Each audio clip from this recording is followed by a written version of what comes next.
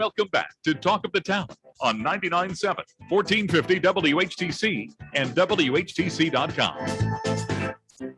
Welcome you back to Talk of the Town for this Monday, September 27th. I'm Gary Stevens.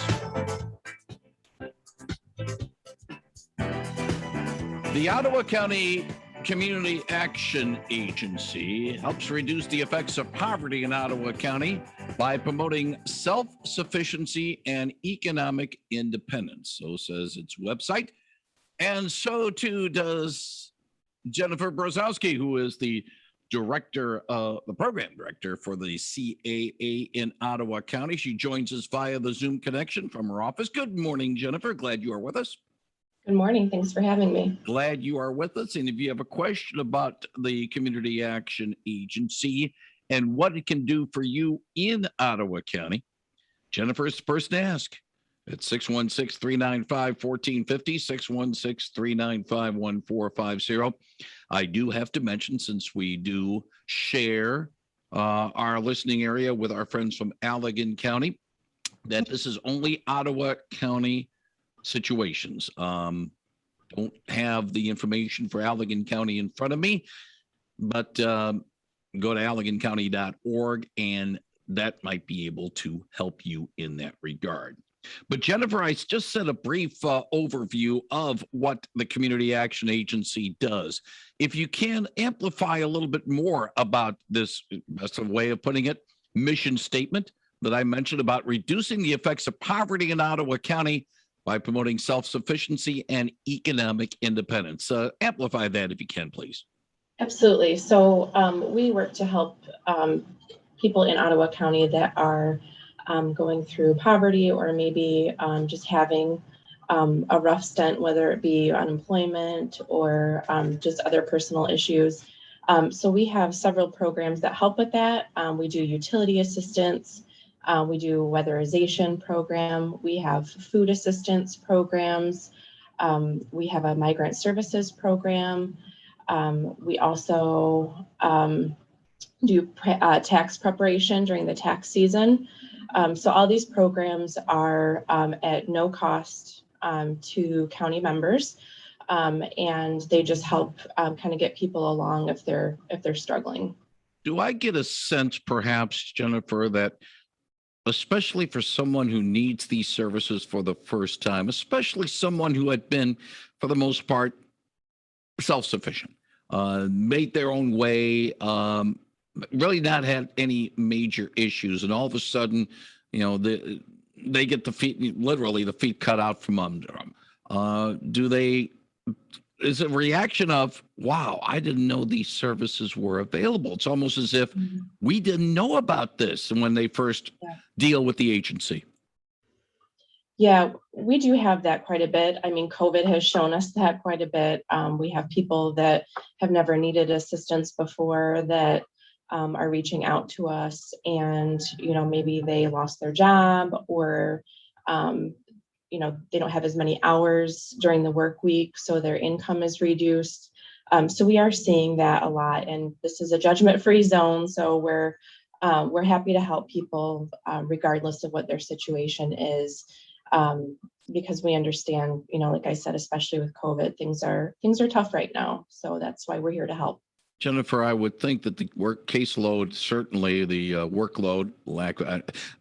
I know it sounds a little harsh when you say caseloads. No, we're talking about people, but I certainly understand that. But certainly the workload definitely exponentially went up since March of 2020. Has it shown any signs of abating yet, or is it still pretty busy around the office? It's been pretty busy. We're currently down one staff member, so we're small but mighty, I like to say. We're a staff of 5. And we're running multiple programs. So we're still feeling those effects. We're told there are more programs that could be coming. A water assistance program is supposed to be coming as well. So we definitely stay busy, and I can see us continuing to stay busy for quite a while. Now, is it a case, perhaps, Jennifer, where it's more of a manpower, a person power situation with the agency? You'd like to have some more people to help out, as opposed to, say, a financial or capital situation where you want to do more, you just don't have the resources to do it? Is it one or the other, or a little combination of both? I would say it's a little bit of both. We do receive some federal grants, which is obviously wonderful, but they do have restrictions. So most of our grants are roughly the 200% of federal poverty level, but we have people that might be 201%. So, our hands are a little bit tied in those situations. So it is a little bit of the financial piece, but then manpower as well. We have posted for an AmeriCorps position. So we would love to have an AmeriCorps member as part of our team doing service. And then we're also going to be posting for another position so that we have that manpower. Some of our programs are pretty labor intensive. Our food programs require a lot of heavy lifting. We rely a lot on volunteers. So I would say, to answer your question, it's a little bit of both, a little bit of the financial piece, a little bit of the manpower as well. You touched upon the financial restrictions. I was more thinking of what the agency could do more for its people if it had more money to be able to fund the programs. But you also touched upon the fact that there are stipulations. Yes, it is free, many of the programs for Ottawa County residents, but there are some restrictions along the lines of some of the programs may not be eligible. Some of the Ottawa County residents may not be eligible because of their income level as well. Right. That does happen sometimes. And what we try to do is supplement with our Walk for Warmth funds. So that's an annual fundraiser that we have usually in February, where we get individuals together and go for a walk so they can experience the cold. And what we try to do with those funds, and what we do with those funds, is assist people that maybe don't qualify for our grants. So if they're just outside of that federal poverty level, then we would use those funds to maybe help them with their utilities and help them in ways that our federal grants might not be able to do. If you got a question for Jennifer Brozowski, who's the program director for the Community Action Agency of Ottawa County, she'll be happy to answer them at 616-395-1450, 616-395-1450. This is not meant as a criticism, Jennifer, and please don't take it as such. But one would think, Walk for Warmth, it's held in February. Mm-hmm. Yeah, it's nice because it's cold and the need is there. But maybe a Walk for Warmth, say now, in September, in advance of the cold weather, might not be a bad idea. I don't know. Maybe I'm just barking out the wrong tree on this one. Yeah, I mean, that's something that we could consider. We've talked about doing maybe some other events, different times of the year. It's more of a historical thing. It's been around for several years. We've done Walk for Warmth prior to my time here. And it's been held in February, just with the intent of people to understand, what it's like maybe to not have heat during those cold months. So, we've certainly explored those ideas of trying something else throughout the year, but this year we're hoping to have it again, probably that first weekend in February. Yeah, I was just trying to be proactive in that situation so that when people have the need, we got the money to be able to help you out immediately, not, well, we'd like to help you, but we need a lot of people to walk in this Walk for Warmth to be able to do that, Yeah. And we do have, we try to keep, a little bit of funding from the previous year. So thankfully, we have received some CARES funding dollars so that we can help people with utilities. So it does fill in that gap. Because we do have some of those donation funds left over from previous years. Well, one of the good things, though, about having the Walk for Warmth in February, it does remind people that need knows no season. Many of us are very well aware that during the Thanksgiving to Christmas holiday, a lot of drives are being put together. The Salvation Army red kettles are out and people are thinking about taking care of their fellow man. There's food drives and stuff like that. When you have the Walk for Warmth in February, it reminds people that, holidays might be over. Need has really no season. So to a certain extent, maybe it's not a bad idea after all. Right, right. That's very true. And we've talked about maybe doing a little bit more during that time, whether it be we've considered doing things like food trucks or other things to make it more fun of more of a fun event, because we know that walking outside in the cold in February can be a little bit rough. So we're definitely open to other options this year. 616-395-1450 if you have a question for Jennifer Borowski. She is Brozowski, I should say. I put the extra, I forgot the Z, forgot the Z. Maybe because I need to catch up on my Z's. But anyway, Jennifer Brozowski is with us. She is the program director for the Ottawa County Community Action Agency. Let me bring up a point, and hopefully the thought didn't fly out of my mind. Yes, it has now returned. When someone dials 211 in Ottawa County, does that call go to your agency, or is it filtered, or what? Because one would think that a lot of the programs are offered. A call to 211 might be the first thing to do. Mm-hmm. Yeah, that's definitely a great way to go about it. So if you call 211, they would provide our phone number if you are looking for one of our services like utilities or weatherization. So that's certainly a way that you can get through to us. If you know right away that it's utilities you need or one of the programs, maybe you've used our services in the past, you can call directly to our agency, and that's 616-393-4433. And we can get you through to the right person that can assist you with whatever you're looking for. And the reason why I was mentioning the 211 is that, oh no, is that also with your agency? You're going to need more people along those lines. And the stress that they have is almost as much as those who call 911. Before I go any further, Jennifer, I always ask our people when they give us a phone number, repeat the number, because somebody might be saying, oh, I got to get my pen. I got to get my pen. And they don't have their pen. So what's the phone number to get a hold of the Community Action Agency directly? Sure. It's 616-393-4433.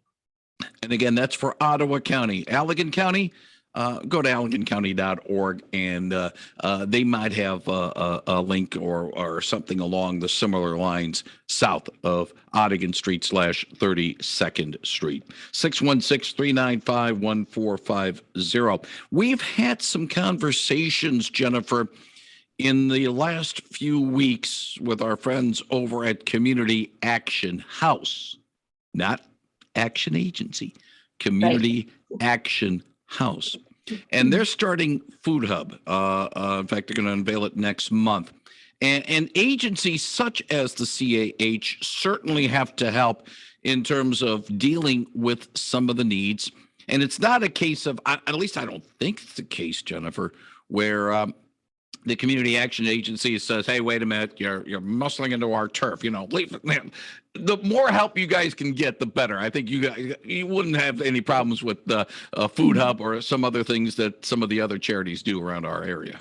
No, not at all. In fact, we work closely with Community Action House. We get that a lot. We get that confusion between the two because we do some similar things. But certainly if there was a client of ours that's looking for an additional food resource, we could refer to Community Action House. They also have budgeting classes, which is great and definitely speaks to our self-sufficiency. So we work closly with Community Action House, and we make referrals over there quite often. The reason why I brought up the food program situation is that is a core need, and we're seeing where some of these charities, these ministries and agencies are not only providing food for the needy, but in the case, especially with the Holland Farmers Market this year, where there's collections where people that go to the market, they buy fresh fruit, fresh vegetables, fresh good items, and then donate it. That certainly helps, because if somebody needs food, it's one thing about, well, we got cans and stacks of cans and stacks of boxes of processed food, but the fresh stuff, we don't have too many of. That certainly has to help in the food department. Yeah, definitely. And the food programs that we have, they do have a lot of those packaged items, canned goods and things like that. And they're meant to be a supplement. So, if you're making maybe a casserole or something like that, we certainly encourage those fresh fruits and veggies. But some of our food is meant to be a supplement so that you can, have the pasta that you need or have the canned green beans that you might need. So yeah, but we definitely encourage the fresh fruits and veggies as well. Yes, and of course, the farmers market has still got another month of Wednesday, Saturday opens from 8 a.m. until 2 p.m. at the 8th Street Marketplace in downtown Holland. The V word, volunteer. You mentioned it very briefly, Jennifer. Certainly, volunteer opportunities abound, for lack of a better term, with the Community Action Agency. How can one volunteer to help out the CAA in many of its programs? Yeah, that's a great question. So we actually have our volunteer application right on our website. So if you go to miottawa.org/CAA, there's a tab for volunteer opportunities, and we have an application right on the site. You can also call our main line, which again is 616-393-4433, and we can get you through to somebody that can help with that. We're always looking for volunteers for our food programs. We do a lot of packaging of the food, so putting them into boxes. We can also do some volunteers for riding along on the truck to distribute the food for our mass distributions. And it is a lot of fun. So, we get larger groups together between 10 to 14 people, and, put everything together in the boxes. And, we really have a great time doing that. So, Jennifer, I do have your webpage up, again, myottawa.org, and link to the Community Action Agency. And I see another link, and I'm not linking to it yet, called the Community Services Block Grant 2022 Community Action Plan. Without going too much into the weeds on this, Jennifer, what exactly is this action plan all about? Yeah, so this is the main grant that funds community action agencies, which is a national partnership. So this is the grant that pays for some of the behind the scenes work that we do and staffing. There's also some other program funding within it, but it's kind of the backbone of our agency that helps us keep things running day to day. Like I said, staffing, rental space and things like that. So, that's. It serves, yes, as a way to try to get the funds, but doesn't it also serve to a certain extent as a blueprint for what the agency wants to do in the upcoming year? It's sort of like provides the skeletal thing where the agency can flush things out the rest of the way year. Exactly. Yeah. So the grant itself, I describe kind of what the financial piece is, but the plan itself, it does talk about what we do. It talks about our advisory board. It talks about some of the different services that we have. And like you said, just kind of a skeleton of what we do day to day. Talks a little bit about our mission and our purpose and our values, and just the different ways that we serve the community. And that action plan, and the reason why I brought it up, Jennifer, it's a good way for people to get to know a little bit more of what the Community Action Agency actually does, and hold the action agency accountable. After all, it's a public entity in that regard. I mentioned a little bit earlier when we were talking about the Walk for Warmth, and I sort of brought out the being a little proactive and all that. Here's something that people can be proactive with as we're talking on September 27th. Let's move the clock 3 months, October, November, December, to December 27th. And I think between today and that December 27th time, make sure your home is winterized. That would be kind of a wise thing to do, and the agency can help in that regard. Absolutely. So we have a weatherization program, which helps individuals weatherize or winterize their homes as well. A lot of people get confused. They might think, well, do I get a whole set of windows and a new roof? Not necessarily. So a lot of the ways that the heat can escape or the cool can escape during the warm months is not having the proper insulation, maybe having the right sealers around the windows, around the doors.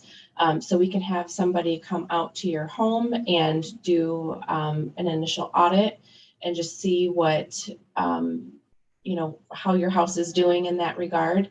And if you're eligible, then we can have contractors come out and do those services to help sustain the energy in your home. One final question, Jennifer Brozowski, and I'm going to ask this, and hopefully it's not too much of a curveball question. What needs of the community do you see that perhaps the Community Action Agency needs to address that maybe it's not addressing well enough or enough at all? Well, what do you see that maybe the CAA could do a little bit better to help the community? What needs might be ones that we can maybe look for that could possibly be addressed in 2023? Sure. That's a really good question. So we have a large grant called Sarah, which we're helping with renters right now for utilities, and then helping with some future rent as well. So we're seeing a lot of assistance right now for renters. I'd love to see more for homeowners. Our weatherization program can certainly help with that aspect, but in terms of, mortgage payments and home insurance and things like that, I would love to see some funding out there to help with that. So I think that homeowners right now, unfortunately, are a little bit of a disadvantage because there's so much funding for renters. So it'd be nice just to have more programs for homeowners. If you are looking for more information about the Community Action Agency, you can call the agency for Ottawa County. The number is 616-393-4433, 616-393-4433, or go to myottawa.org. There's a link to Community Action Agency, or CAA, and they'll be able to help you out. Jennifer Brozowski, the program director, I want to thank you very much for joining us this morning on WHTC's Talk of the Town program, updating us on what's going on with the agency. Look forward to chatting with you again soon. Thank you so much. Have a great day. Thank you very much, Jennifer Brozowski on 99.7 and 1450 WHTC.